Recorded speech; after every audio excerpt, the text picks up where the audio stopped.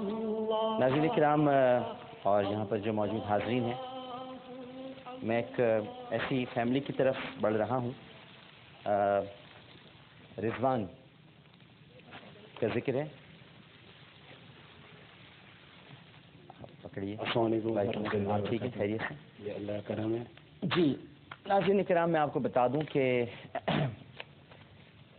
آپ سنیے گا ذرا بس توجہ سے اور دل پر ہاتھ رکھ کے سنیے گا کہ ایسے بھی گھر ہیں اور کیا ان کے ساتھ اس وقت ظلم ہوا ہے.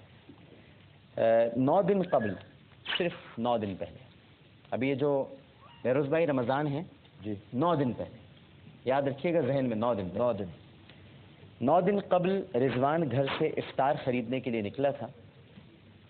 گھر واپس نہیں آیا، بہت تلاش کی، کہیں چلا گیا ہوگا، کہیں دوستوں میں، کہیں ادھر ادھر، اور تلاش کے بعد جب کوئی خبر نہ ملی تو 3 دن کے بعد رضوان کی لاش لیاری ندی سے ملی جس کی گردن کٹی ہوئی تھی.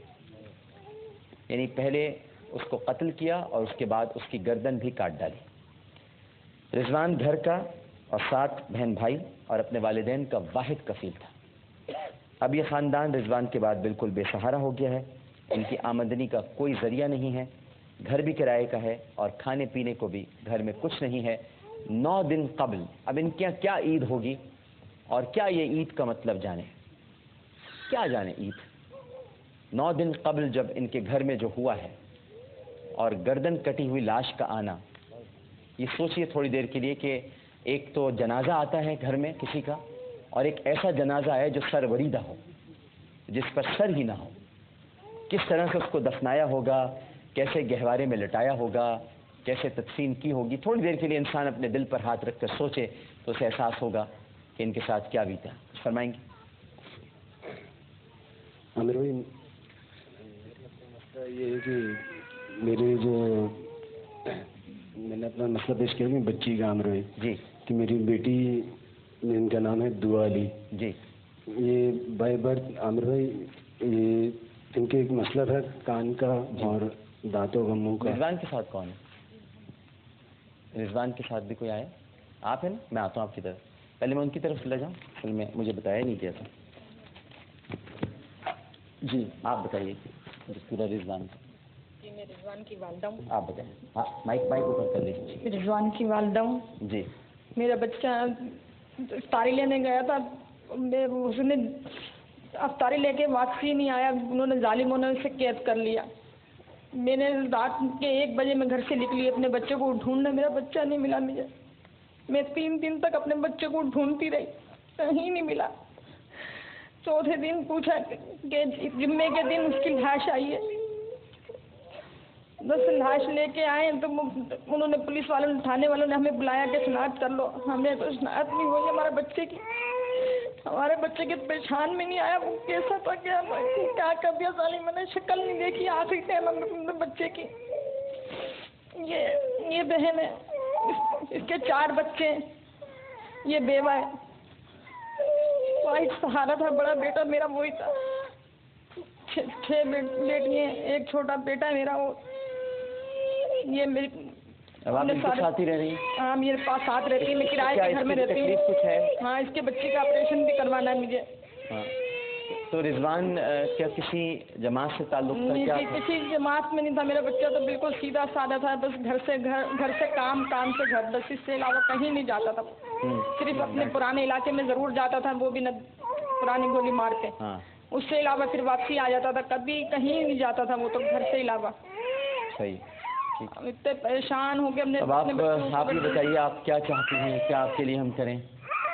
آپ، میں کرائے کے گھر میں رہتی ہوں، میرا کوئی میرے پر وہ نہیں ہے جو میں اپنا اخراجات پورے کر سکوں. میں خود جاب کرتی ہوں، کھانا وانا بناتی ہوں، گھروں کا کام کرتی ہوں. میں بھی مجبور ہوں، میرے لیے کوئی مدد کریں آپ، مہربانی ہوگی آپ کی ذرا. صحیح. اچھا تو ہم آپ کو، ایک تو آپ نے سنا بیروز بھائی کتنا ظلم ہو رہا ہے اس شہر میں کہ جوان بیٹے کی لاش. آپ نے ویسے بڑا طاقت ہوگی آپ کے دل میں جو آپ نے اپنے بیٹے کی گردن کٹی ہوئی لاش دیکھی. بڑا صبر چاہیے اس کے لیے. میں آپ کے صبر پر داد دیتا ہوں آپ کو. وہ پانی میں ڈال دیا میرے بچے کی تو لاش ہی سمجھ میں نہیں آئی کہ کیسی تھی, اس کا چہرہ ہی نہیں سمجھ میں آیا. کسی نے مجھے دیکھنے نہیں دیا, کہہ رہے نہیں تمہارے سے نہیں دیکھا جائے گا, تم نہیں دیکھ سکتے. ہمارے سے دیکھا نہیں گیا اپنا بچہ.